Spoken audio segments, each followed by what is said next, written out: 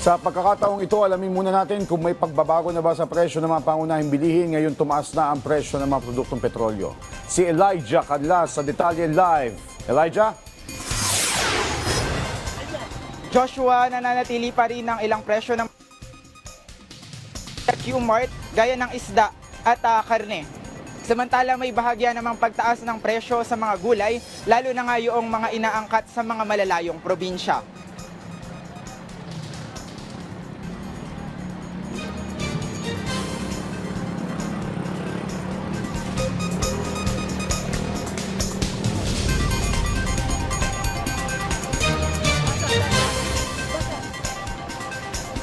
Joshua, ilang linggo nga matapos ang implementasyon ng dagdag presyo sa produktong petrolyo, nagsimula na rin gumalaw ang presyo ng ilang bilihin dito sa Mega Q-Mart gaya ng gulay. Sabi nga ng tinderang si Leonisa, karamihan sa mga gulay na nagmumula pa sa Cordillera at Central Luzon ang nagsigalaw ang presyo.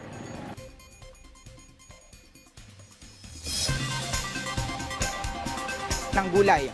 Sa kabila nito, may ilan ding mga bilihin na hindi gumalaw at ang ilan ay nagmura.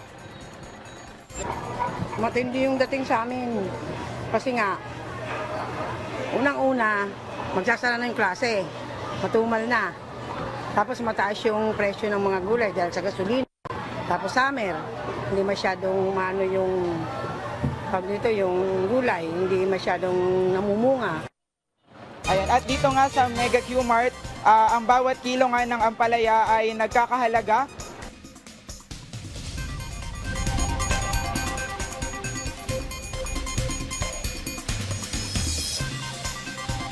halaga ito ng 85 pesos kada kilo na dati ay 50 pesos lamang.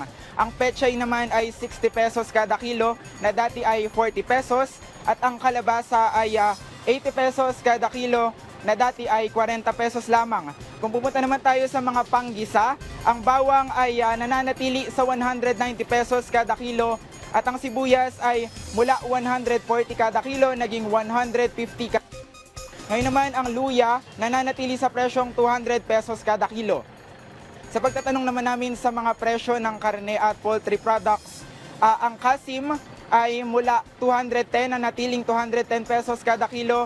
Gayon din ang liempo nananatili sa 290 pesos kada kilo.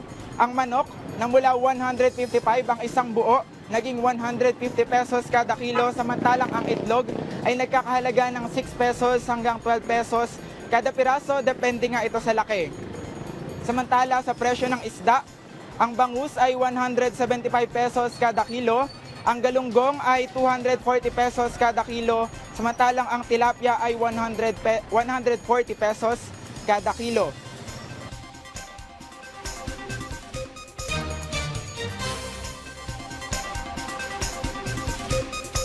Elijah? Alright, maraming salamat. Elijah Cadlas.